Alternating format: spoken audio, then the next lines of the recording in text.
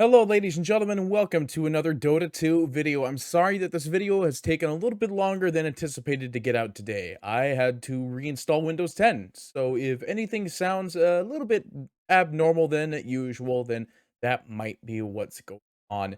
But without further ado, let's go ahead and get into this video. I've had some overwhelming questions on what exactly do the player cards do, and what exactly do you use them for? What is their purpose? What do you use Dust for? Why do you purchase specific card packs for specific teams? All of this we will cover in this very quick, probably 8 to 9 minute. So the first thing I want to cover in particular is what exactly is buying a team package. Well, the team package is basically 50% of the purchase goes to the team is the big thing. The other big thing is that no matter what, there will always be one card of the specific team that you bought out of the package. So for example, like yesterday, we bought 10 EG packs. So no matter what, I would be getting 10 EG player cards because there is at least one EG player card in each player card package that has the EG logo on the front. So that's the big thing with that. No matter what, you will always get a mix, but you will always have one EG player in the EG player card package. The standard player card package, however, will have literally random, basically. Now, the first thing I want to talk about is what exactly is the difference between gold, silver, and bronze cards.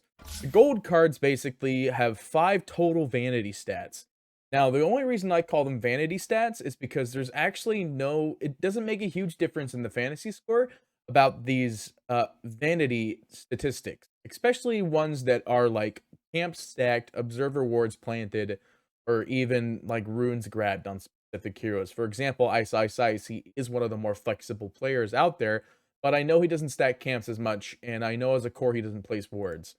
Now, that's basically the big thing about the vanity stats. The vanity stats usually get you maybe like a total of 6 to 10 total extra fantasy points. You're able to have a really high fantasy score with bronze cards. It's achievable by anybody. Now, what exactly is the fantasy score? Unfortunately, I can't show that phase yet because that phase is still locked. But you would use these player cards to then slot into the fantasy card slots, which usually are players who are playing on that specific day. Now, you don't want to slot cards in for a team or for players that aren't playing on that specific day because you will net a total of 0 score in that slot you put that person in. So you do want to look at the roster every time before you end up putting in your cards for your fantasy, because as much as you want to slot your same guy every time across the whole entire board, he might not be playing that day, and you might not get score because of that.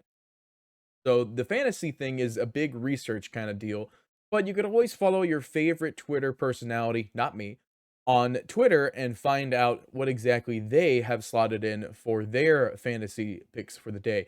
I usually like to go with Purge because he nails pretty much everything on the head, but every now and again I do like to throw in a little bit of flexibility of my own, just based off of stats that I have seen players before in the past with what I've casted them doing well. It's all very possible and very flexible in the department of what and who goes where based on why and how. So that's basically what the player cards are for. You would use the player cards to turn them into fantasy points. Whether or not they get redeemed and deleted after you use them, I have no idea still. However, you want to basically net the highest amount of fantasy score you could possibly get in order to get some of these gilded reskins of past international sets, as well as some that's coming in the future. Now, why exactly do you want multiples of each? Well, multiples of each will allow you to go ahead and have backups in case the items do end up getting. It's very possible that cards will be deleted after you use them. They were in the past, they could be in the present. Now, what happens when you have an excess amount of cards? Say you have 10 cards of Kingslayer. Well, what you can do is you could turn them into dust. And what exactly does that dust do? That dust actually allows you to craft more basic card packs or a specific card of a specific player on a specific team, if that's what you're looking for in particular. It's very flexible in that sense, though. The only problem is that if you do choose the craft specific card, you will end up having a chance to get either a bronze, silver, or gold version of said card. You will not always net a gold version of the card you're looking for. So that's pretty much it. The dust the TLDW of this whole entire video is that if you have excess cards of a player or team you don't want, you can go ahead and burn them and turn them into dust. Then you can then use that dust to turn it into more card packs or a specific card of a specific player on a specific team that you're missing. You then use those cards in the fantasy league, which kind of works like football, I'd say. Like it's a fantasy football. You would then use those cards in your fantasy Dota 2 league, which is our tab that will be coming, I believe, on the 30th.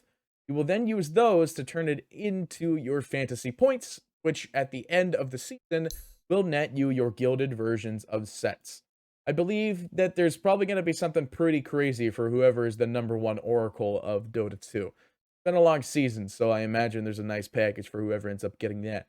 But, yeah, that is about it. So thank you all so much for watching. I hope you thoroughly enjoyed. Again, I apologize the video took so long to get out for today. I did not expect this Windows install to take 4 hours. So we'll see you next time for some more Dota 2 action. It's Party PD, signing off.